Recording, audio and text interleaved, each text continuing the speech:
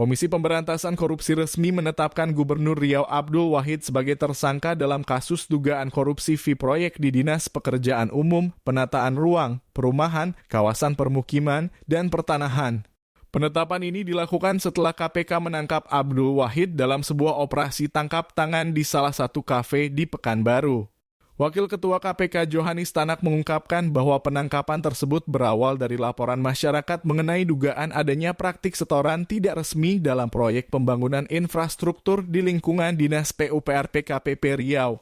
Dari informasi awal itu, tim KPK menindaklanjuti dengan mengumpulkan bahan dan keterangan tambahan di lapangan. Jelas Tanak dalam konferensi pers pada Rabu 5 November 2025. Menurut penyelidikan, pada bulan Mei 2025, terjadi pertemuan antara Ferry Yunanda, Sekretaris Dinas PUPR PKPP Riau, dengan 6 kepala UPT Wilayah 1 hingga 6 di salah satu kafe di Pekanbaru. Dalam pertemuan tersebut dibahas soal permintaan fee sebesar 2,5% untuk Abdul Wahid dari total anggaran proyek tahun 2025. Diketahui, anggaran UPT Jalan dan Jembatan tahun 2025 meningkat signifikan dari 71,6 miliar rupiah menjadi 177,4 miliar rupiah, atau naik sebesar 106 miliar rupiah. Setelah pertemuan itu, Ferry Yunanda melaporkan hasil pembicaraan kepada Kepala Dinas PUPR PKPP M. Arif Setiawan. Namun Arif menyampaikan bahwa Abdul Wahid meminta jatah lebih besar, yakni 5% atau sekitar 7 miliar rupiah dengan ancaman mutasi atau pencopotan bagi pejabat yang menolak. Di kalangan Dinas PUPR PKPP Riau, permintaan itu dikenal dengan istilah jatah preman, ungkap Tanak. Setelah kesepakatan tercapai, Abdul Wahid disebut menerima setoran fee secara bertahap dalam 3 kali penyerahan sepanjang bulan Juni hingga November 2025. Setoran pertama dilakukan pada bulan Juni 2025. Ferry Yunanda berhasil mengumpulkan 1,6 miliar rupiah dari para kepala UPT. Dari jumlah itu, 1 miliar rupiah diserahkan kepada Abdul Wahid melalui Dhani M. Nursalam yang merupakan tenaga ahli Gubernur Riau, sementara 600 juta rupiah diberikan kepada kerabat Arif Setiawan.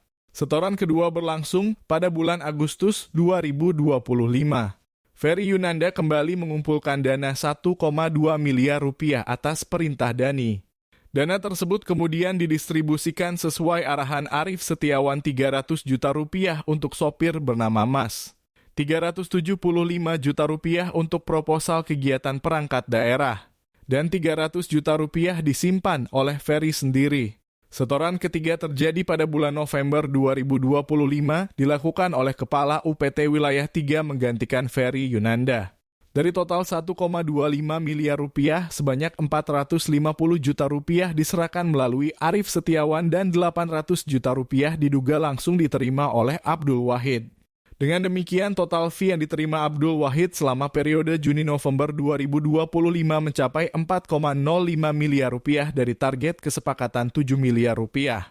Setelah mengantongi cukup bukti, tim KPK melakukan operasi di Pekanbaru. Abdul Wahid akhirnya ditangkap saat bersembunyi di sebuah kafe bersama orang kepercayaannya, Tata Maulana.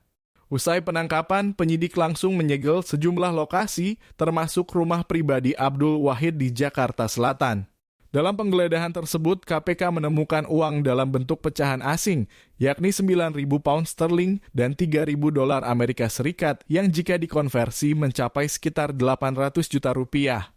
Sehingga total uang yang diamankan dari rangkaian kegiatan tangkap tangan ini mencapai 1,6 miliar rupiah, jelas Johanis Tanak. KPK menegaskan bahwa Abdul Wahid diduga telah menyalahgunakan kewenangannya sebagai kepala daerah dengan meminta imbalan atau jatah proyek dari pejabat di bawahnya. Atas perbuatannya, Abdul Wahid dijerat dengan pasal 12 huruf A atau huruf B Undang-Undang Nomor 31 Tahun 1999 tentang Pemberantasan Tindak Pidana Korupsi, sebagaimana diubah dalam Undang-Undang Nomor 20 Tahun 2001. Pasal tersebut mengatur ancaman hukuman penjara maksimal 20 tahun dan denda hingga 1 miliar rupiah bagi pejabat publik yang terbukti menerima suap atau gratifikasi. KPK juga memastikan penyidikan akan berlanjut untuk menelusuri aliran dana dan pihak lain yang turut menikmati hasil korupsi tersebut.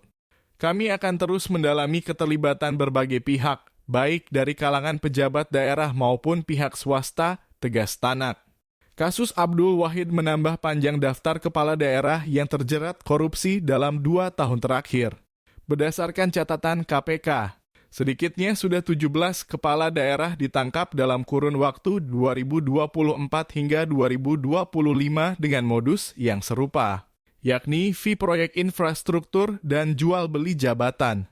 Fenomena ini menunjukkan bahwa praktik suap dalam proyek daerah masih menjadi penyakit kronis dalam sistem birokrasi Indonesia, terutama di sektor pembangunan fisik yang memiliki nilai proyek besar dan ruang negosiasi yang luas. KPK berharap kasus Abdul Wahid dapat menjadi peringatan keras bagi pejabat daerah lain agar tidak menyalahgunakan jabatan untuk memperkaya diri sendiri.